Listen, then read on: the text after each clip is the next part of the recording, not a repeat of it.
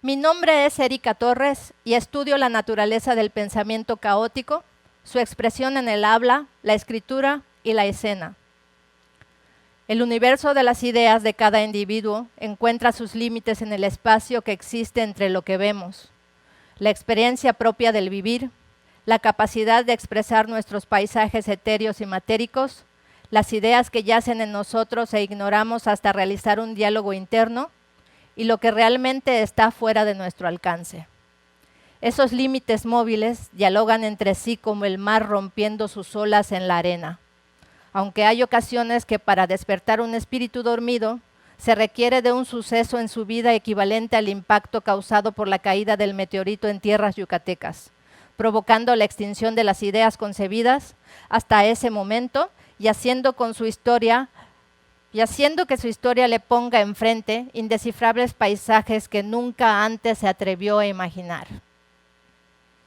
Y ahí es donde podemos preguntarnos, ¿qué acontecimiento en mi vida ha sido el que se ha estrellado en mí con tal fuerza que rompa los sistemas de seguridad bajo los cuales me he estado moviendo? El valor de resolver estratégicamente todo aquello que se ha resquebrajado dentro de mí puede semejarse al milenario arte japonés llamado kintsugi, que consiste en reparar objetos rotos volviéndolos a armar, uniendo sus piezas con resina del árbol urushi rociada con polvo de oro.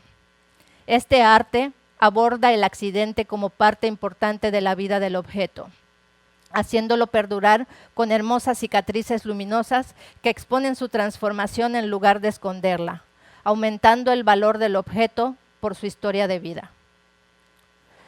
La naturaleza dicta que en tales circunstancias la vida nos muestra que en lo más profundo de la existencia un ser se convertirá en dos como estrategia de sobrevivencia. La multiplicación del ser se da para potenciar las posibilidades de resolución del conflicto creado por el accidente. Los dos seres responden a tareas distintas de sobrevivencia. Uno funcionará tratando de recordar todo lo que hizo antes de que el meteorito colisionara y provocara el nacimiento del caos en su conciencia. Y el otro observará al primero.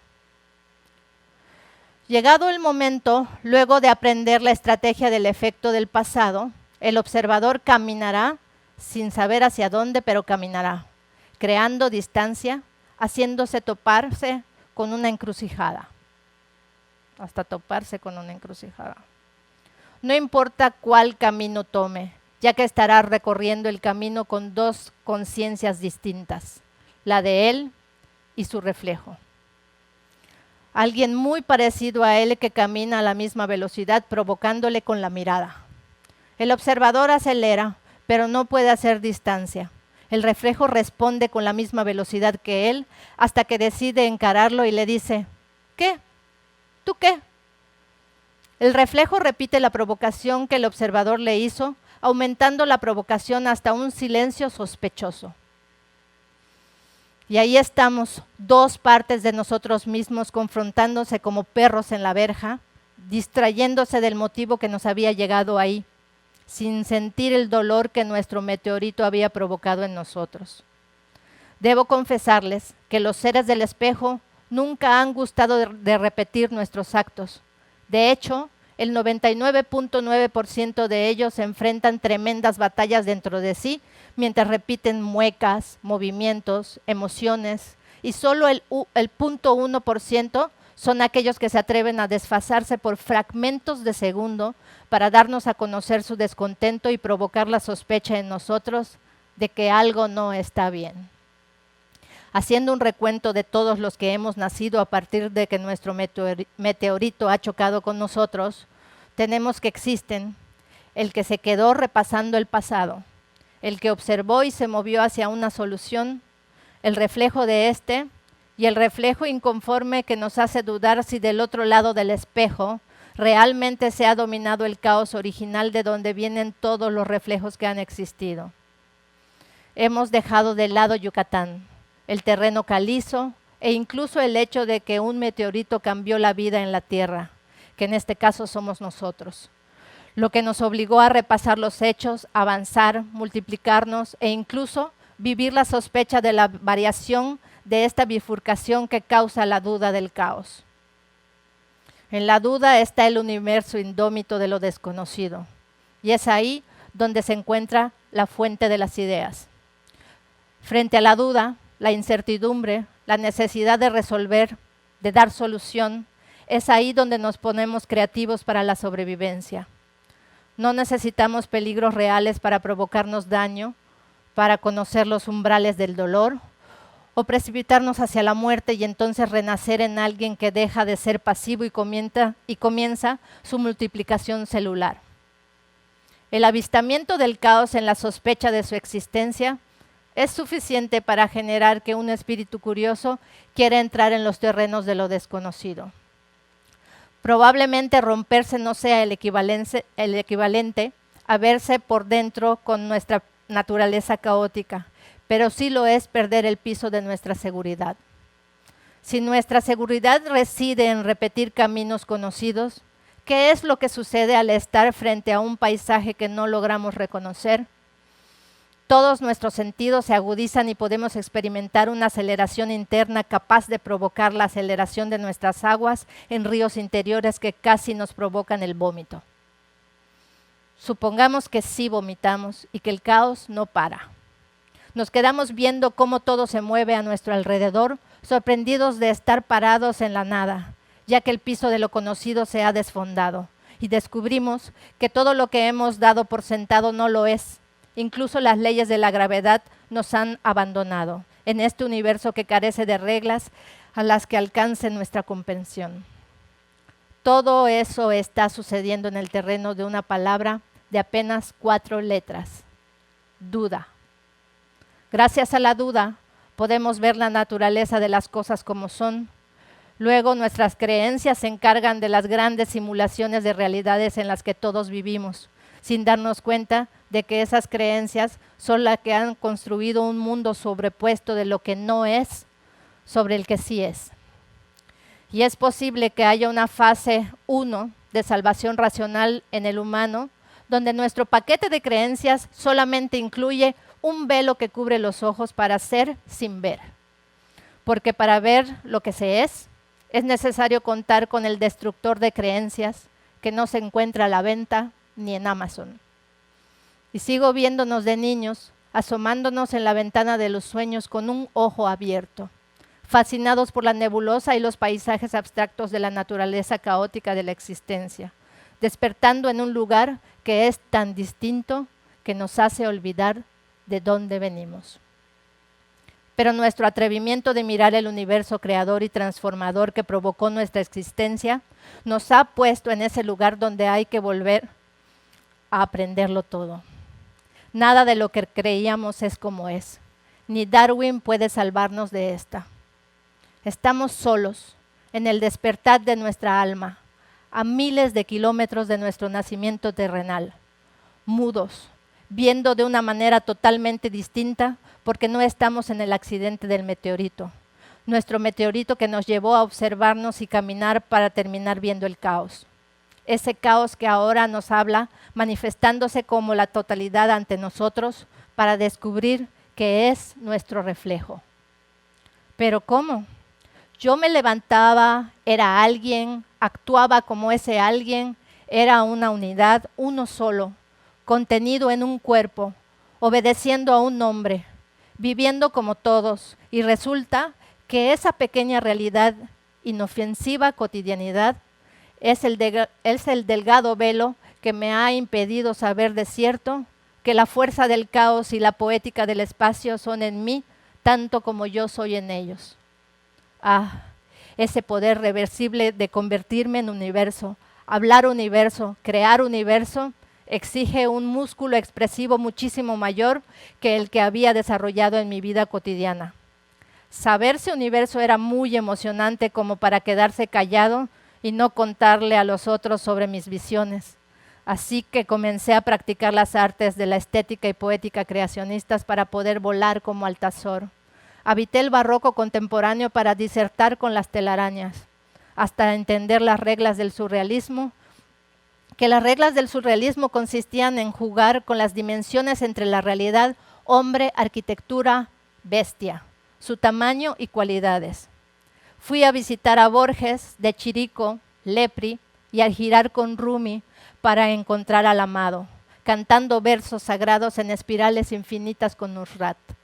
Y regresé a mi casa por caminos babilónicos hasta llegar al primer cuadro de la ciudad de Toho, que es donde vivo.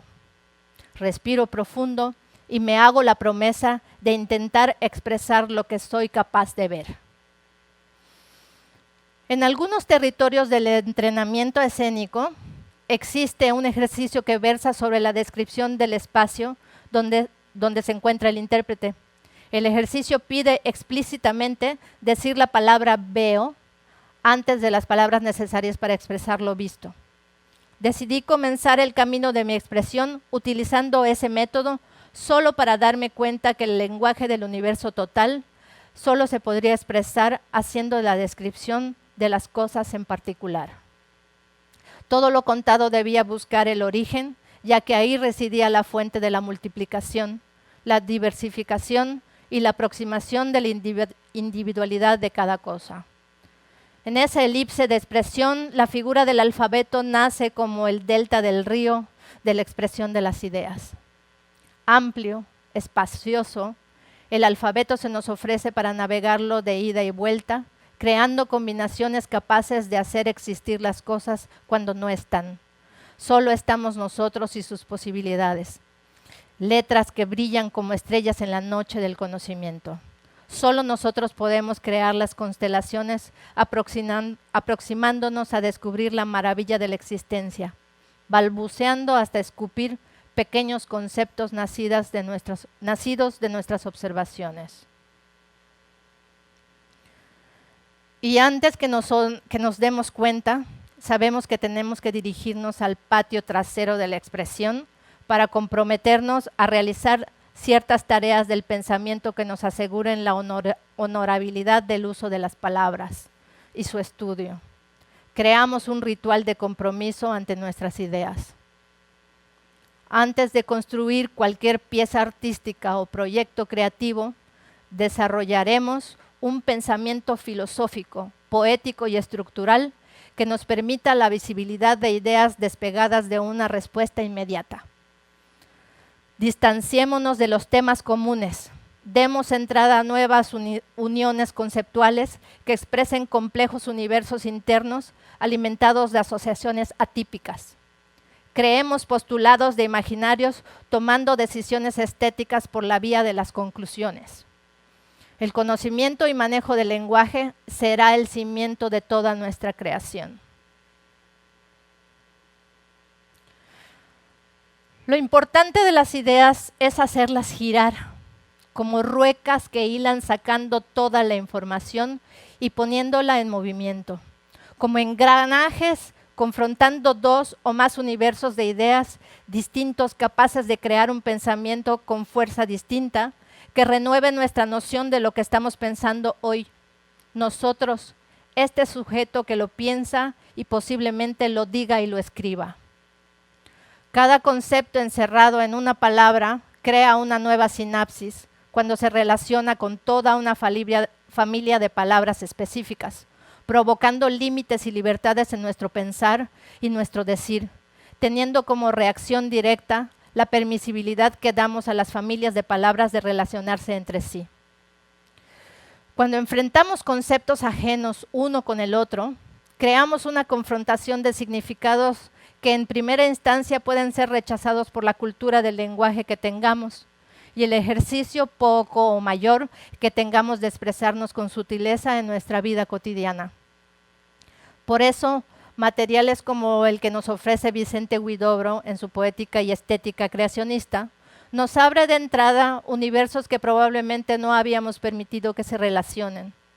Es importante darnos permiso a relacionar conceptos que a nuestro parecer son irrelacionables, como darle sentidos a las cosas que parecen ser, que nuestros universos de fe son aceptadas como lo más normal, desde las letanías del rosario hasta los mantras en sánscrito que acompañan nuestros insistentes pensamientos en nuestro idioma.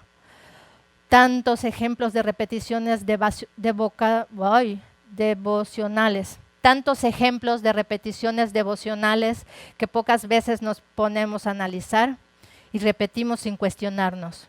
Pero en nuestra manera de expresarnos cotidianamente, ponemos distancia a todo aquello y aquel que pudiera expresar con sus palabras oraciones armadas de maneras desconocidas para nosotros, despertando un sentimiento de rareza, posible rechazo, prejuicios de locura para la manera de unir, por la manera de unir universos que provocan que uno se despegue del suelo y sentir que a esas palabras les hace falta raíces para hacer contacto con la tierra, con lo conocido, con lo que nosotros aprobamos como válido en el contexto en el que nos estamos desenvolviendo. Este material que ahora comparto con ustedes ya ha sido trabajado y estructurado en mi club de coreografía, respondiendo a la preocupación que siempre he tenido de que no se trabaja con el lenguaje del futuro creador. Y no solo hablo del lenguaje propio de su arte, sino que el creador no está acostumbrado a crear un puente entre la posibilidad de tener un universo propio, una manera de ver el mundo y una muy particular manera de expresarlo en palabras. La película que nos contamos de lo que somos capaces de ver crece en diferentes tipos de terrenos, unos muy ricos en estímulos culturales e intelectuales, con estimulaciones constantes y cercanos a discursos finamente concebidos acompañados de atmósferas mayormente urbanas, que predisponen el nacimiento de un pensamiento libre e inquisitivo del creador. Por el otro lado, otro creador caminará posiblemente en un terreno árido, debido a la ausencia de contacto con interlocutores de las artes del pensamiento y la búsqueda de todo lo que representa el amor al conocimiento profesado. Sus filósofos son la naturaleza y el conocimiento empírico, muy estimulante pero despegado de los elementos que le permitan procesar solo las raíces de la elaboración del arte. El desarrollo de las capacidades de expresión de su universo interno para poder dar a conocer su versión de la realidad y su experiencia en la vida y en el arte. En su mayoría, los pensadores han decidido segregarse por género, y muy pocos son los que transitan entre lugares y prácticas diversas a las suyas, por lo que es necesario que el interesado en mover su pensamiento y enriquecer sus experiencias en la creación debe ser un nómada que transita entre todas las artes, sus ambientes y personajes, toda la vida y la cotidianidad. En mi código de principios para la creación, creo que las artes no se alimentan de sí mismas, no son caníbales. Apenas lo que acabamos a asir son los conocimientos mínimos que serán parte de nuestro bagaje para expresarnos, pero no es suficiente con eso. Este material necesita un tratamiento, un resolver para descubrir de todo eso, que todo eso es necesario para expresar lo que me provoca urgencia. La urgencia muchas veces se revela a priori y por ello vamos armando nuestro discurso con lo que alcanzamos a ver de nuestra necesidad de investigar sobre ese tema que probablemente se bifurcará como los ríos hasta encontrar su propio cauce. Leyendo todo lo que nos llame la atención puede darnos pistas sobre cómo otros abordaron sus caminos y expresaron sus entendimientos, cómo ellos mismos leyeron sus acontecimientos, las maravillas diarias que se descubren por uno mismo. Por eso es muy importante que el explorador sea en primera persona. Una de las desventajas que tienen las redes sociales y los programas de televisión es que te ofrecen temáticas que pretenden ser el timón de tus intereses. Y si uno no tiene suficiente garra y exigencia de lo que quiere, te llenará de fórmulas que puedes repetir, pero que solo crearán personas que repiten. ¿Y a qué se parece algo repetido? A una fábrica. Es de suma importancia saber cómo fabricar y entregar un buen producto que tenga solidez y que pueda contener todo lo que se puede averiguar sobre la primera etapa de la creación. Para los siguientes pasos se requiere mucha selectividad de lo que se ve, y ahí es donde tiene mucho que ver y determinar el criterio. ¿Cómo se forma un criterio para la creación? Es ahí donde tenemos que alimentar un pensamiento abierto, experimental, flexible, para poder tener revelados de la realidad muy diferentes a lo que dicta lo correcto y el deber ser.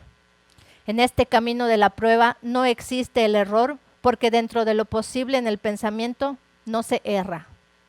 Hacer conexiones nuevas en nuestro pensar no es terreno banal ni responde a cualquier cosa. Por eso es imperante que el criterio de estudio intente acercarse al conocimiento y las variantes del conocimiento con un rigor brutal que te permita aproximarte a las palabras como si fueras un químico que al juntar elementos puede que exploten. Asumir el laboratorio de pensamiento como algo que puede y debe flexibilizar tu pensamiento, por lo tanto, tu espíritu de creación. Y por lo tanto es tu espíritu de creación. ¿Y qué es lo que se necesita para llegar a estos espacios que podemos denominar fuentes brotantes del conocimiento, umbrales del entendimiento, cascadas para recibir todo lo que el universo te ofrece?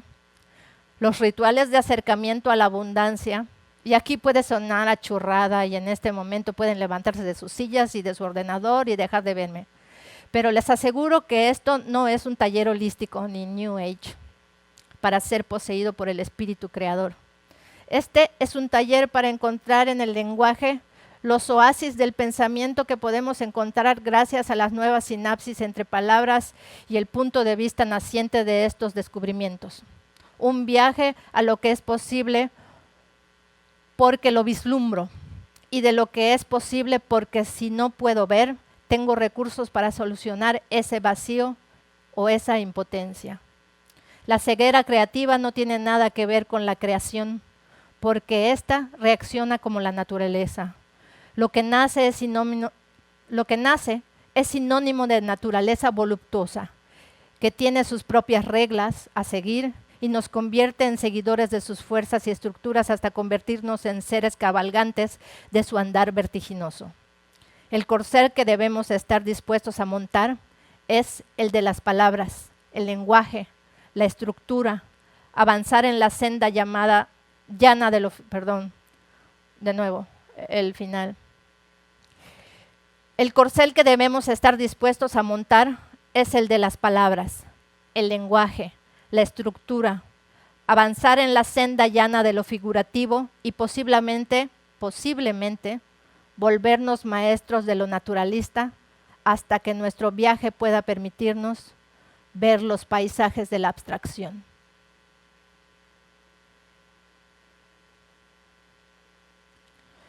Hay que tener cuidado con la idea de triunfo que nos formamos respecto a nosotros mismos y nuestros quehaceres con sus logros. Y es que en México se ha cultivado la necesidad de entrega de resultados finitos, al menos hablando en términos de cultura y ciencia. Cuando basta leer convocatorias de Canadá, platicar con los artistas de Canadá y Cuba, para saber que el desarrollo de las investigaciones en ciencias y artes, donde los objetivos en sí son la investigación, el juego de las ideas y fomentar el cultivo del pensamiento en terrenos revolventes que cuentan con alimento para la mente y se constituyen en el juego de posibilidades de lo que estará constituido el futuro. Para poder responder con responsabilidad a esta libertad y rigor de estudio, se necesita un compromiso serio, donde de nuevo es importante el criterio de juego, los votos de compromiso a lo que se estudia y una conciencia total ante el posible apoyo económico desprendido de las arcas formadas por los impuestos de todos los ciudadanos. El costo de ser responsable de generar nuestros pensamientos, recursos y visiones a las sociedades es una total entrega que convierta en honorable el arte de la investigación. Responsabilidad ante todo, una responsabilidad que no paralice al individuo creando espacios donde el desarrollo humano alcance los niveles más altos porque se piensan, se vuelven visiones y con ello se convierten en realidades. Desarrollar una autocrítica que tampoco te paralice, pero que te comprometa a desarrollarte y crecer durante toda tu vida, sin permitir que la conducta humana mediocre que predomina en la mayoría de nosotros se vuelva cuerpo y se coma a aquel humano que se transforma por deseo y como voluntad de sus posibilidades. La guerra con el desánimo es hacia la conducta humana, no hacia lo que se estudia. Los ámbitos y sociedades donde se desarrollan las manifestaciones de la creación están pervertidos por razones ajenas al estudio, la búsqueda y la investigación.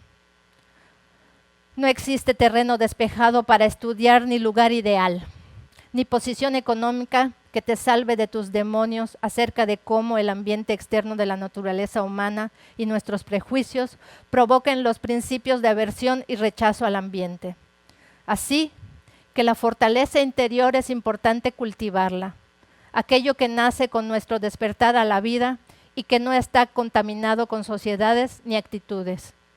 Nuestra actitud hacia la vorágine de la vida es muy importante para mantener el espíritu de observación de la realidad y ocupando el lugar del que observa mientras se colecta toda esa experiencia que nos permite ver, distinguir lo que hace falta y lo diferente. Ese espíritu de observación nos conducirá al espíritu de creación, ya que todo está ahí, pero cada uno lo vemos desde una óptica distinta. Las estructuras de pensamiento, géneros y especializaciones solamente son el recurso de la forma, pero soy testigo de que los géneros se manifiestan y que terminamos escribiendo en la manera que nos sentimos más cómodos. Investigando en los vestigios de lo conocido, el creador debe llegar a percibir la poética que está escondida en su vida cotidiana, refugiada como algo ignorado por él mismo y revelada ante sí después de descubrir el poder de las palabras y la multiplicación de sus significados en la nueva combinatoria planteada por el pensamiento poético. A este punto, la fuerza del pensamiento puede ser percibida como una maraña irreconocible e inasible de ideas que atraviesan nuestro despertar a su existencia. La mayoría de nosotros no hemos sido entrenados para poder mirar el tráfico de nuestro pensamiento y las peculiaridades que cada una de sus ideas propone al observador de sí mismo. Hemos sido obligados a simplificar nuestro discurso cotidiano en aras de ser entendidos, pero la riqueza de nuestra individualidad no responde a la capacidad de síntesis o de nuestros talentos para comunicarnos socialmente. El pensamiento poético requiere del despertar de uno mismo, de tiempo para pensar y elaborar de la mejor manera posible una expresión oral y escrita que se acerque a nuestra manera de sabernos a nosotros mismos y comunicar eso con el exterior, porque tal vez estemos en busca de un interlocutor más exigente y crítico del que estamos acostumbrados. Las propuestas están claras y nítidas en nuestra estratosfera. Lo sabemos internamente, solo que al intentar expresarlas es posible que estemos maravillados por todas las posibilidades que el pensamiento nos ofrece y eso nos impide expresarnos claramente. Comencemos a ejercitar la visualización de nuestro complejo universo de pensamientos que está ahí, esperando a ser observado, clasificado, reconocido por nosotros.